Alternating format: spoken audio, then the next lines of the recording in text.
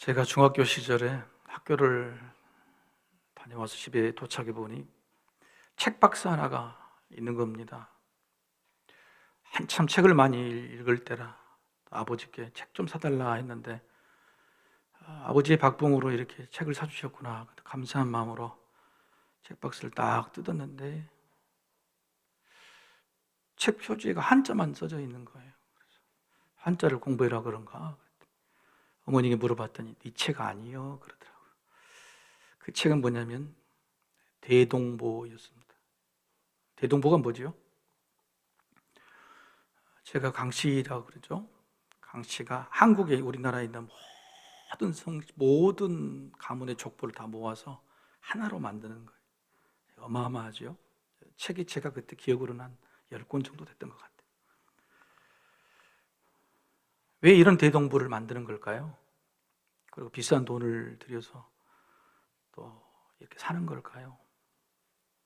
족보를 넘어서 대동보를 만든 이유는 뿌리 보존이라는 자존감 지키기 이런 의미도 있고 또 체면 사회인 우리나라 정서로 봐서는 자랑거리일 가능성도 많죠. 각자마다 생각이 또 판단 기준이 다르겠지만 대체로 족보가 왜 필요하냐, 어디에 쓸 것이냐, 필요성과 실용성의 이유는 이것입니다. 크게 연결하는 것입니다.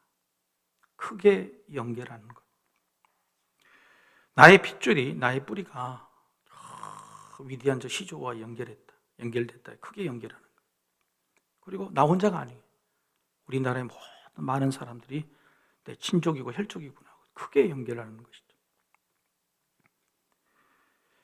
크게 연결이 되면 자존감도 생기고 자랑거리도 되죠. 여러분, 연결이라고 하는 힘은 클수록 좋습니다. 내가 연결하는 사람이 높으면 높을수록 또 많으면 많을수록 좋은 거 아닙니까? 종교도 이런 의미로 해석할 수 있습니다. 종교가 뭐냐? 종교라는 것은 세상에서 가장 높은 진리, 세상에서 가장 높으신 분, 아니 세상에서 없다면 온 우주에 아니면 저 하늘에 가장 높은 분과 나를 연결하는 거죠. 가장 높은 진리와 나를 연결하는 거죠. 우리가 믿는 종교 기독교, 그분이 하나님이시잖아요. 하나님과 나를 연결하는 거예요. 자랑과 자존심으로, 자존감으로 삼는 게 그게 바로 기독교를 믿는 믿음, 종교입니다. 따라서 믿음은 연결이고 또 성숙한 믿음은 크게 연결되어 가는 거예요. 믿기는 믿습니다. 예수를 믿었는데 연결폭이 작아. 교회에서도 나는 여기만 연결되고 나는 가족만 연결되어 있고 내가 생각하는 진리도 여기만 연결되어 있어요. 그건 성장이 아니에요. 예수를 믿으면 믿을수록 사람의 범위도 넓어지고 진리와 연결도 좀 넓어지고 세상을 보는 눈도 좀 넓어지고 넓게 연결해 가는 거죠. 그게 믿음의 성장입니다. 믿음은 연결이고 믿음의 성장은 더 크게 연결하는 거예요. 오늘부터 이제 마태복음을 살펴볼 겁니다. 언제까지요? 부활주일까지. 매 주일하고 또 새벽 기도회도 마태복음 본문으로 이어질 거예요. 신약 성경의 첫 번째가 마태복음인데 마태복음의 첫 번째 내용이 뭐냐? 족보예요. 예수님의 족보. 그것도 말하자면 대동보입니다. 왜 마태는 예수님의 족보를 제일 먼저 기록했을까? 마태라는 사람이 복음서를 쓴 이유, 의도가 뭘까? 그것이 뭐냐면 연결입니다. 연결. 그것도 크게 연결하는 거예요. 예수라는 사람을 소개합니다. 그런데 예수라는 분을 소개하고 설득하는 데 필요한 것이 예수가 우리 조상과 연결이 되어 있다. 우리 조상들과 연결이 있다. 그 조상들과 연결되어 있으니 너희하고도 연결할 수 있다. 연결되어야 된다라고 말하는 설득이죠. 자, 여러분 이런 설득, 마태의 설득이 여러분도 설득하셨습니까? 설득이 되십니까? 아니 여러분 이스라엘 다녀오셨어요? 혹시 여기 중에 유대인 혈통을 가지신 분? 내 혈통이 아니잖아요. 우리나라도 아니잖아요. 우리하고 전혀 상관없는 다른 가문의 족보, 우리하고 연결할 필요성이 있느냐? 왜 연결해야 되느냐? 정말로 우리가 이 족보와 연결할 수 있는 겁니까? 마태는 연결하라고 기록되어 있는데 그렇게 편집을 했는데 연결이 되느냐? 따라서 마태복음을 보시는 관점 이제 말씀드립니다. 마태복음을 끝까지 살펴보시는 관점이 뭐냐? 연결이에요. 예수님의 족보를 우리와 연결하지 못하면 이것은 남의 집 족보 자랑이 됩니다. 마태복음 전체가 다 그래요. 저그 집 족보 자랑, 유대인 족보 자랑이 되죠. 그러나 이 족보와 우리를 연결할 수 있다면 그것은 우리의 자아 성찰이 되고 자존감이 되고 자랑거리가 되는 겁니다. 요약하면 연결하지 못하면 불신이고 연결하면 믿음입니다. 여러분 연결되셨습니까? 저희 아버지가 그 박봉에 왜 대동부를 사셨겠어요? 설득당해서 그런 거 아니죠? 그죠? 중앙 정치내에서 모든 지역 저기 전라도 순천까지 오셔서 장손이라고 하는 우리 아버지를 찾아오셔서 꺼내놓고 대동부를 설명하셨대요. 자, 그러면 우리 아버지가 어디서 설득을 당하셨을까? 우리 시조가 이렇게 위대한 신분입니다. 여기서요? 아니, 시조 밑에 이분이 이렇게 훌륭한 일을 하셨고 큰 업적을 나누셨습니다. 강희식 장군이 시조이고 강감천 장군 같은 위대한 분이 있었습니다. 거기에 설득을 당하셨을까요? 아니에요. 어디 설득을 당하셨냐? 그 수많은 설명 끝에 마지막 제 아버지 함자, 강자, 태자, 형자가 여기 기록된 거 보이시죠? 거기에 설득을 당하신 거예요. 내 이름 석자가 여기에 연결되어 있다. 연결되었구나. 여러분, 우리가 마태복음을 보면서 예수님의 족보에 우리가 연결되었다. 우리 눈으로 볼 수 있어야 돼요. 우리가 그렇게 되기를 소망합니다. 마태복음은 예수님의 제자인 레위라고도 불리는 마태가 기록했습니다. 마태는요, 레위라는 말 딱 머리 들어오시죠? 전형적인 유대인입니다. 그래서 마태복음, 복음서가 4가지 있죠. 마태복음, 마가복음, 누가복음, 요한복음 중에서 마태복음은 가장 유대인의 관점, 유대적으로 기록이 되어 있다. 이렇게 알려져 있습니다. 그 증거 중에 하나가 복음서 중에 하나인 누가복음과의 비교죠. 누가복음은 누가라는 이방인이에요. 헬라인, 유대인이 아니죠. 정반대 이방인이 기록된 복음서예요. 그런데 이 사복음서 중에서 예수님의 족보가 기록된 것이 마태복음 한 군데 있고 그다음에 누가복음 3장에 또 있습니다. 그런데 이 두 족보가요 완전히 달라요. 기록 방식. 마태복음의 족보의 첫 번째는 이렇게 기록이 되어 있죠. 아브라함과 다윗의 자손, 예수 그리스도의 계보라. 아브라함과 다윗의 자손. 아브라함으로 시작해서 예수님으로 끝이 납니다. 그런데 누가복음에서의 족보, 예수님의 족보는 어떻게 시작되냐? 어디서 시작될까요? 예수님으로부터 시작이 돼서 누구로 끝납니까? 아브라함에서 끝납니까? 아니에요. 아브라함에서 끝나버리면 자기들 연결할 수가 없거든요. 이방인들은. 그래서 어디로 올라가냐면 하나님으로 연결합니다. 제일 위에 하나님까지 연결해요. 누가복음의 족보에서. 그래서 마태가 오해를 받는 겁니다. 자기 민족의 조상 시조가 아브라함이라고 자랑질하는 겁니까? 위대한 왕, 수많은 선조 중에서 다윗 왕을 자랑하고 있는 것입니까? 왜 우리가 여기서 연결해야 되냐? 그들이 자기 집 자랑, 자기 족보 자랑인데 왜 우리가 연결해야 된다는 이런 거부감도 있을 수 있다는 겁니다. 그런데 그게 아니다. 사실 마태복음은 유대인의 입장으로만 기록된 게 아닙니다. 오해예요. 오히려 유대인의 반대쪽, 반대편에서 유대인을 공격하는 글들이 굉장히 많습니다. 특별히 유대인의 생명은 뭐냐면 전통이 관습이에요. 예수님께서 이 땅에 오셔서 공생의 3년 동안 계속적으로 싸우신 것은 유대인들과의 전통이 관습이에요. 하나님보다도 위에 있어. 전통과 관습이.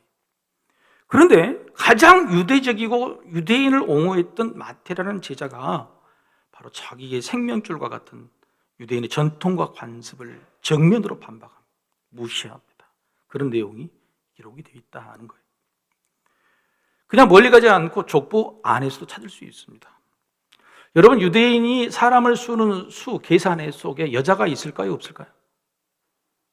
여자는 사람으로 치지 않습니다. 죄송합니다. 제가 그런 게 아니고 유대인 전통이 그랬다는 거예요. 여자는 사람 개수리 안에 들어가지를 않았어요. 그래서 시드로 남자들 20대 이상 이렇게만 셌죠.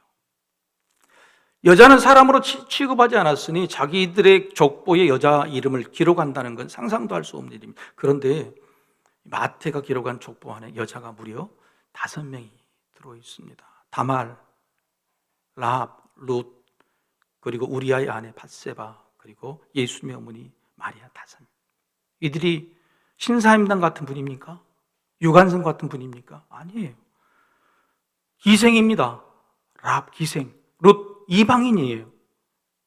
그 심지어는요, 자기들 중에서 제일 유명하고 멋있는 사람이라 치고 있던 다윗 왕이 간음했던 여인, 그 여인의 이름이 밧세바라고 분명히 있습니다. 근데 밧세바라고 기록하지 않아요. 우리아의 아내.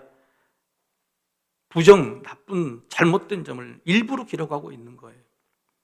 마지막에 예수님의 어머니, 아버지 요셉이 낳았다 기록하지 않았습니다. 그 안에 어머니 마리아가 낳았다. 심지어는 요셉마저도 마리아의 남편이라고 소개를 하고 있어요. 자랑이 아니죠. 솔직한 사실, 팩트를 이야기하고 있는 겁니다. 여러분, 남성 중심이 이스라엘 전통만 있는 게 아니에요. 세계적인 가문이라고 그러면 더욱더 그렇죠. 세계적에서 가장 유명한 가문 그러면 공자의 가문을 이야기합니다. 공자, 중국에 있는 공자 가문이죠. 쭉. 그 역사가 몇 년 정도 됐냐면 2500년이에요. 2500년. 2500년 된 공자의 가문에서 지난 2006년에 여성을 족보에 기재하는 것을 허락했어요. 여자도 이제 족보에 기재한다고. 근데 여러분, 우리나라 족보는 어떻습니까?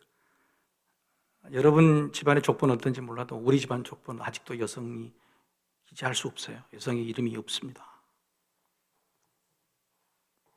자, 그렇다면 우리는 지금도 여성 이름을 기록하지 않는 족보에 2000년 전에 그것도 자랑스럽지 않은 여성들을 기록한 마태 족보가 자랑질일까요?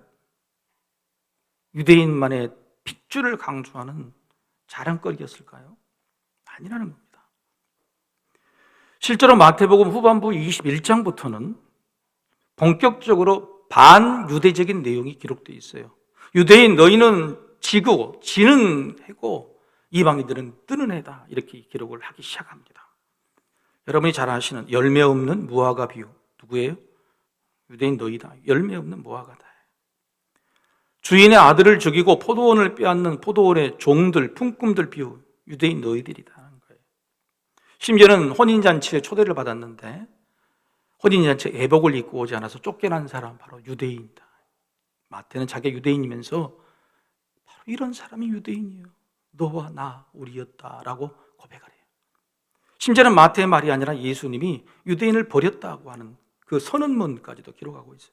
마태복음 23장 37절 38절 말씀 제가 읽겠습니다. 예루살렘아 예루살렘아 선지자들을 죽이고 내게 파송된 자들을 돌로 치는 자여, 암탉이 그 새끼를 날개 아래 모음같이 내가 네 자녀를 모으려 한 일이 몇 번이더냐. 그러나 너희가 원하지 아니하였도다. 보라, 너희 집이 황폐하여 버려진 바 되리라. 유대인 너희는 이제 버려진 바 되리라. 예수님이 선포를 기록하고 있습니다. 부끄럽게. 마태는요, 예수님께 버림당한 자기 민족, 자기 동족 유대인들, 예수님이 부활하시고 승천하신 다음에 40년이 떠올랐습니다. 주 70년경에 여전히 교회는 수없이 세상으로 점점 더 커져나가고 넓혀져 가는데 유대인들은 여전히 자기 고집으로 예수님 연결하지 못하는 거예요. 그래서 깨달아 알자고 외치는 겁니다. 우리가 왜 버림받았는지 지금이라도 늦지 않았다고 예수님과 연결하자고 외치면서 기록하는 것이 바로 마태복음서예요. 그래서 마태는요, 절망으로 마태복음, 우리는 끝났다라고 기록하지 않습니다. 완전히 끝난 것이 아니라 오히려 연결될 기회가 있다, 이렇게 말해요. 그게 바로 여러분이 잘 아시는 마태복음 28장 마지막 말씀, 28장 19절에서 20절, 오늘 좀 말씀을 많이 제가 읽을 것입니다. 그러므로 너희는 가서 모든 민족을 제자로 삼아 아버지와 아들과 성령의 이름으로 세례를 베풀고 내가 너희에게 분부한 모든 것을 가르쳐 지키게 하라. 볼지어다 내가 세상 끝날까지 너희와 항상 함께 있으리라 하시니라. 아멘. 참, 여러분, 이 말씀 우리는 전도의 사명, 복음 전파의 사명이라고 받아들이는, 그렇지 않습니다. 여기 마지막에 세상 끝날까지 너희와 함께 있으리라. 너희가 누구죠? 유대인이에요. 제자들입니다. 세상 끝날까지 이 복음을 세상에 있는 이방인들에게 너희가 연결시켜주면, 제자 삼아주면, 연결시켜주면 마지막 순간에 다시 너희와 함께 와서 너희를 연결하겠다라고 하신 말씀이에요. 그때까지 내가 너희와 함께 하겠다, 그걸 돕겠다. 바로 이 내용을 사도 바울이 그대로 옮겨서 로마서에서 기록하고 있는 겁니다. 복음이 유대인에서 이방인으로 건너가고 땅끝까지 복음이 전해진 다음에 다시 이스라엘로 들어가게 될 것이죠. 그때 이스라엘은 비로소 연결되리라. 마태는 포기하지 않았습니다. 우리 유대인의 역할이 끝난 것이 아니다. 버림받은 것이 아니라 연결하는 사명을 받았다. 예수님을 세상 모든 사람에게 연결해 주는 일, 그 일을 마친 후에 세상 끝날에 우리 유대인에게도 예수님이 다시 연결될 것이다. 바로 그 말씀이 마태복음 28장 읽으신 바로 그 말씀의 내용. 그래서 오늘 우리가 예수님과 연결될 수 있었던 것이죠. 자, 여러분 한번 따라해 봅시다. 마태의 연결 의지. 이걸 우리가 하는 거예요. 마태복음이 뭐냐? 연결인데 크게 연결하는 겁니다. 그리고 마태라는 사람이 어떤 연결 의지를 갖고 있는가를, 저자의 의도를 좀 깊이 있게 바라보는 것이 넉 달 동안 우리가 본 마태복음을 본 관점이라는 거예요. 여러분, 마태의 연결 의지는요, 마태복음 마지막 28장에만 기록된 게 아니에요. 오늘 본문에서도 마태 연결 의지가 있다. 뭘 연결할 거냐? 예수님과 우리는 연결되어 있다. 예수님과 유대인들은 연결되어 있다.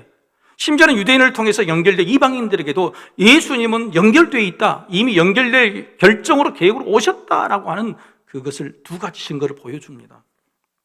첫 번째, 예수님과 우리를 연결할 수 있는 증거는 성령 잉태에 있다고 말합니다. 성령 잉태. 18절 말씀이죠.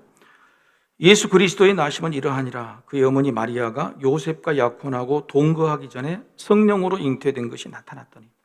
오늘 제가 성령 잉태를 증명하려고 하는 거 아닙니다. 증명할 수 없죠. 과학적인 증거로 어떻게 성령으로 사람이 태어날 수 있느냐? 모릅니다. 그건 신비예요. 그런데 예수님이 하나님의 아들이다. 예수님이 하나님의 아들이시다고 하는 그 말을 이해할 때에 육신의 부모 밑에서 태어난 사람과 성령으로 잉태된 사람과 누가 더 설득적입니까? 그렇죠. 하나님의 아들 정도 되려면 사람의 몸에서 태어난 사람이 아니라 성령으로 잉태되어야 된다. 이렇게밖에 설명할 수가 없어요. 그건 그렇다 치고, 그럼 예수님의 성령 잉태가 우리와 어떻게 연결되는 겁니까? 자, 여러분 한번 질문 한번 드려볼까요? 우리가 예수님과 연결된다고 생각했는데 연결이 잘 안 돼요. 1년 반 전에 콜롬비아에서 어떤 여인이, 20대 여인이 번지 점프를 했어요. 확 뛰어내렸는데 죽었어. 왜요? 줄이 묶어진 줄 알았더니 줄이 안 묶어졌어요. 웃을 일이 아니에요. 여러분 인터넷 검색만 해도 번지 점프를 하는데 줄이 안 묶여져서 떨어져서 죽는 사람이 수없이 많은 사람들이 검색이 됩니다. 우리는 예수라는 줄에 묶여져 있다, 연결되어 있다고 생각하는데, 그래서 번지점프처럼 세상의 고난 가운데, 아픔 가운데 해야 될 도전한 그 담과 벽 앞에서 우리는 뛰어내리죠. 그런데 연결이 안 돼 있다. 여러분 연결 확인해 보셨습니까? 올해 출발할 때 예수님과 연결된 거 확인해 보셨습니까? 그래서 제가 묻는 겁니다. 자, 우리가 예수님과 연결되는 방법은 뭡니까? 여러분 다시 한번 여러분 예수님과 연결되셨습니까? 안 되셨습니까? 되셨는데 방법이 뭔지 몰라요? 그럼 어떻게 연결하신 거예요? 그렇죠. 우리는 확실하게 짚어야 됩니다. 예수님과 우리가 연결하는 것은 오직 믿음이에요. 이게 흐트러졌기 때문에 종교개혁의 이야기하는 겁니다. 오직 믿음으로 예수와 연결하는 것이 그게 진짜다, 그게 전부다라고 말해요. 믿음으로 연결되는 겁니다. 주님을 믿어서. 그런데 우리가 주님을 어떻게 믿게 된 겁니까? 우리 능력으로? 우리 힘으로? 예수님은 니고데모가 바로 이 문제를 이야기했을 때에 니고데모에게 중생을 이야기합니다. 거듭 태어나야 된다. 다시 태어나야 된다. 어떻게 태어날 수 있느냐? 요한복음 3장 5절 같이 한번 읽어보시겠습니다. 예수께서 대답하시되 진실로 진실로 내게 이르노니 사람이 물과 성령으로 나지 아니하면 하나님의 나라에 들어갈 수 없느니라. 물과 성령으로 다시 태어나야 된다. 나아야 된다. 물은 세례를 말하죠. 성령입니다. 우리가 예수를 믿게 되는 것, 예수와 연결되는 방법은 성령으로 거듭나는 것, 성령으로 믿게 되는 거예요. 성령으로 가능하다. 그래서 사도 바울은 바로 이 말씀을 다시 정리를 합니다. 데살로니가 후서 2장 18절 말씀 제가 읽겠습니다. 주께서 사랑하시는 형제들아, 우리가 항상 너희에 관하여 마땅히 하나님께 감사할 것은 하나님이 처음부터 너희를 택하사 성령의 거룩하게 하심과 진리를 믿음으로 구원을 받게 하심이니.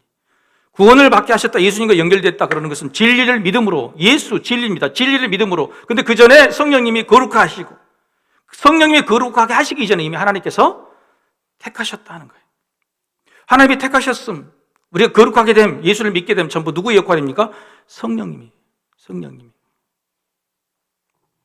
우리는 성령님을 통해서 예수님과 하나님과 연결된 겁니다.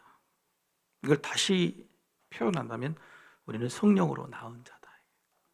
믿으십니까? 예수님과 연결돼서 거듭났다, 다시 낳았다. 그것은 성령으로 낳은 자다. 화면을 보고 한번 읽어보십시다. 자, 시작. 우리도 예수님처럼 성령으로 낳은 자이니 성령으로 예수님과 연결된 것이죠. 예수님은 누구로 잉태하셨어요? 성령으로 잉태하셨어요. 우리도 성령으로 낳았어요. 하나님이 택하셔서 잉태하시고 성령으로 믿게 하시고 낳으셨다. 예수님도 성령, 우리도 성령으로 낳았게. 그래서 우리가 예수님과 연결, 성령님으로 연결, 성령 잉태로 연결이 되는 것이죠. 두 번째, 화면을 보고 같이 한번 읽어보십시다. 둘째, 시작. 예수님과 우리를 연결할 수 있는 증거는 예수라는 이름에 있습니다. 예수라는 이름의 뜻은 여호와는 구원이시다. 오늘 본문에도 21절에 이렇게 기록이 되어 있죠. 아들을 낳으리니 이름을 예수라 하라. 이는 그가 자기 백성을 그들의 죄에서 구원할 자의 심이라 아니라. 자, 화면을 보시죠. 자기 백성이죠. 자기 백성. 자기 백성은 연결됐다는 거죠. 넌 내 거야. 자기 백성이라는 거죠. 근데 그 자기 백성이 어떤 사람입니까? 자기 백성을 그들의 죄에서 구원한다. 그러니까 그들의 죄, 그들이 바로 자기 백성인데 그들은 죄를 지었어요. 그래서 자기 백성은 어떤 백성입니까? 유대인입니까? 혈통으로 말하는 게 아니에요. 죄를 지은 사람이에요. 죄를 지은 백성이 자기 백성이에요. 자, 그렇다면 세상 모든 사람들이 다 죄를 지었으니 예수님이 자기 백성, 하나님이 자기 백성이라고 하신 겁니까? 그 뜻이 아닙니다. 죄를 지은 백성이라는 뜻이 아니라 죄를 인정하는 백성이에요. 죄를 시인하는 백성이에요. 예수님이 3년 동안 공생애 가운데 유대인들과 그토록 싸웠던 것이 뭐냐? 너희는 죄인이여. 유대인들은 나는 아니요. 죄인임을 알아라. 우리가 왜 죄를 지었는데? 죄를 인정하느냐 인정하지 않느냐, 바로 그 싸움이었어요. 하나님이 자기 백성이 되고 예수님과 연결할 수 있는 방법은 뭐냐면 그거 하나였어요. 내가 죄인이라는 것을 고백하는 거예요. 예수님은 마가복음 1장 15절에 이렇게 말씀하십니다. 회개하고 복음을 믿으라는 거예요. 복음을 믿으라는 것은 예수님과 연결된다는 소리인데 그 전에 뭡니까? 회개하라는 거예요. 세례 요한도 유대인들이 수없이 자기에게 세례 받으러 올 때 뭐라 그랬습니까? 독사의 자식들아 회개하고 오너라, 회개하고 오너라 그랬어요. 회개라는 건 뭡니까? 내가 죄인임을 인정하는 거예요. 예수님이 이 말씀, 세례 요한의 이 말을 거부한 사람, 그래서 유대인의 죄는, 화면을 보고 한번 읽어보십시다. 자, 시작. 유대인의 죄는 1차적으로 예수님을 믿지 않는 죄가 아니라 자기가 죄인임을 믿지 않는 죄예요. 우리는 다 예수님을 믿죠. 그런데 내가 죄인임을 인정하느냐 인정하지 않느냐, 이게 연결의 시발점이라는 거예요. 자, 여러분 한번 물어보십시다. 여러분 죄인임을 인정하십니까? 3부가 제일 낫네. 우리 1부, 2부 때는 대답들 안 하시더라고. 여러분 죄인임을 인정하십니까? 첫 번째. 두 번째, 여러분의 죄를 예수님께서 지고 용서하셨다는 사실을 믿으십니까? 아멘. 그렇죠. 바로 요 두 가지가 있다면 예수님과 연결 완료입니다. 믿으시기를 소망합니다. 내가 죄인이에요. 해결할 수 없어요. 근데 그 죄를 예수님이 대신 짊어지고 해결해 주셨다. 용서해 주셨다. 그게 연결이에요. 마태는 유대인의 자존감과 자랑거리를 위해서 마태복음을 쓴 것이 아니었습니다. 유대인들의 착각과 편견 고집으로 예수님과 연결되지 못하는 것이 이렇게 오래도록 40년이 지나 기다리도록 이루어지지 않는 것이 너무너무 안타까웠어요.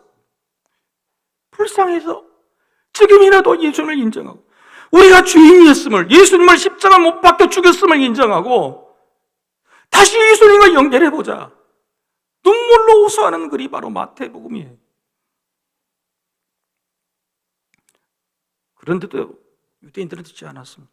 지금까지도 듣지 않고 있어요. 이유가 뭐예요? 연결을 막고 있는 게 있어요. 연결을 막고 있는 게.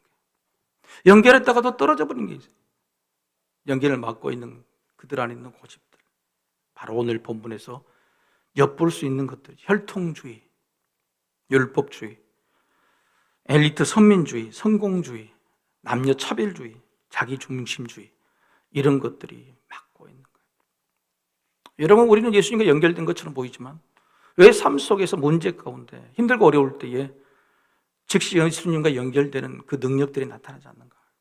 우리도 모르게 그 연결을 막고 있는, 끊어버리고 있는 이런 고집들이 우리 안에 있다는 거예요. 오늘 그 내용이 뭔지를 요셉이 보여주고 있는 겁니다. 요셉이. 예수님의 아버지 요셉이. 오늘 마태는 조금 미안했는지 같은 유대인끼리 서로 몰고 뜯는 것이 죄송했는지 요셉을 이렇게 소개합니다. 뭐라고 소개하죠? 그는 의로운 자다 이렇게 이야기합니다. 삶에서나 믿음에서나 의로운 자다 이렇게. 그런데 마리아와 약혼을 했습니다. 여러분, 유대인의 관습은요, 결혼과 약혼이 같은 혈육입니다. 날짜만 지금 안 잡아서 결혼식 안 올렸지 똑같은 그냥 부부인 거죠. 그런데 그 약혼자 마리아가 임신을 했다는 소식을 듣고 그가 의인이어서 가만히 끊고자 했다. 여러분, 가만히 끊고자 한다는 소리가 병원에 가자는 소리입니까? 아니죠. 무슨 소리예요? 파혼하자는 거예요. 파혼. 가만히 파혼하자. 근데 여러분 한번 질문해 봅시다. 자, 요셉이 마리아와 파혼을 했습니다.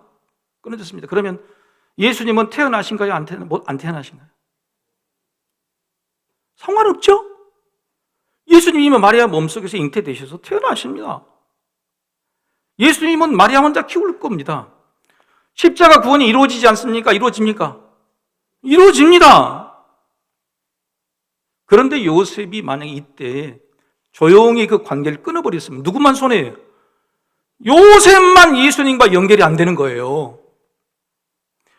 하나님의 구원 사역, 예수님은 태어나시고 십자가를 짊어지시고 우리를 용서해 준 위대한 구원 역사는 이루어져 갑니다. 하나님의 나라는 만들어져 갑니다. 그런데 누구만 손해냐? 조용히 자신의 의를 내세운 자, 전통과 관습 따라서 자기 가문을 살리고자 했던 자, 요셉이 끊어버렸다면 요셉만 연결되지 못하고 떨어져 나가는 거예요.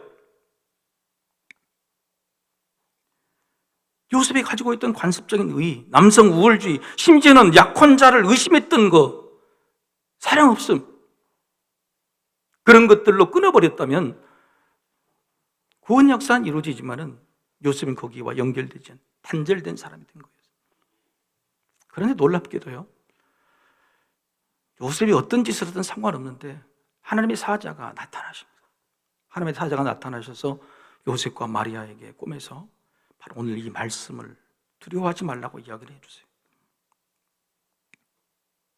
구원의 일을 이루고자 하신 이유도 있지만은 그것과 상관없이 요셉과 마리아에게도 복을 주시기 위함이에요.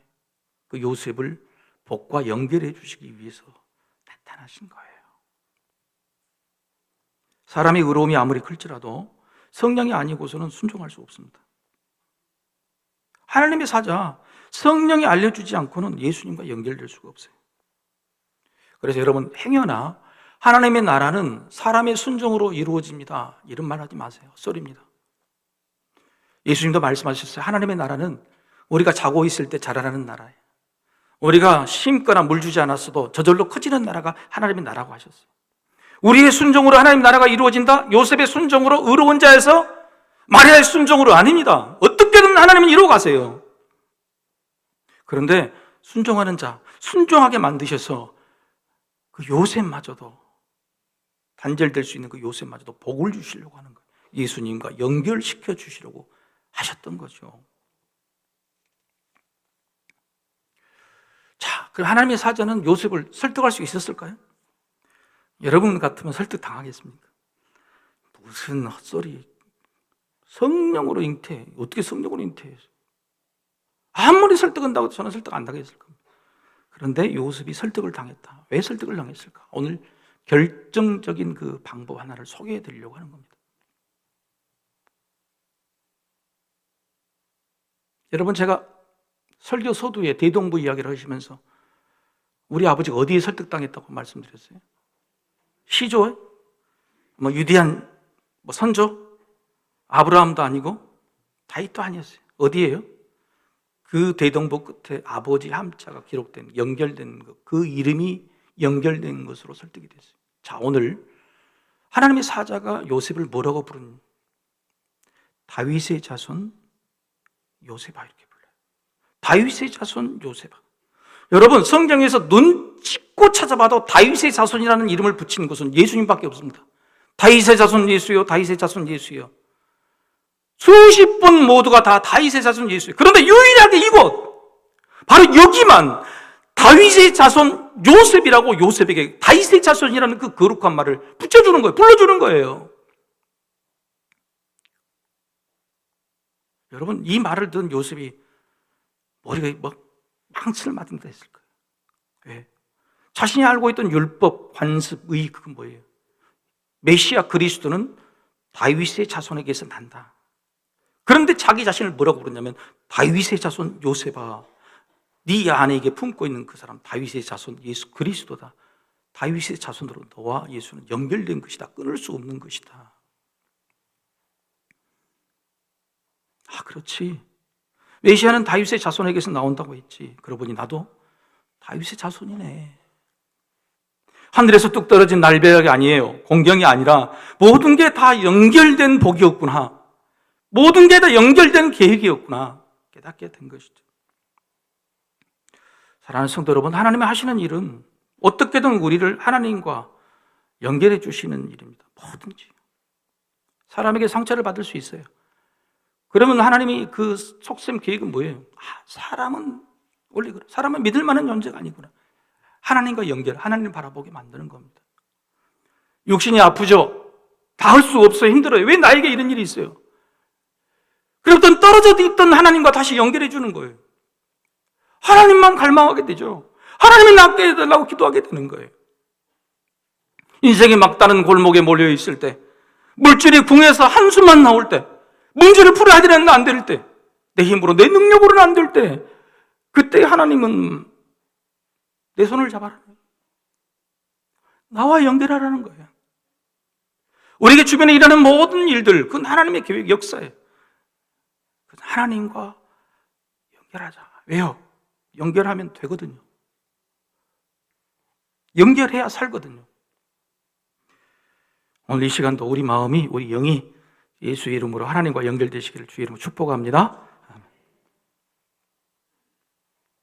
근데 연결을 어떻게 해야 되냐? 여러분, 집을 세운다고 말합니까? 집을 짓는다고 말합니까? 세운다는 의미는 기둥을 세운다는 거예요. 근데 집은 기둥만으로 세워지지가 않아요. 집을 짓는다는 것은 기둥과 보가 있어야 됩니다. 기둥은 뭐냐? 수직의 연결입니다. 땅과 저 위에 하늘, 지붕과의 연결이고, 보는 뭐냐? 기둥과 기둥에 있는 수평적인 연결이에요.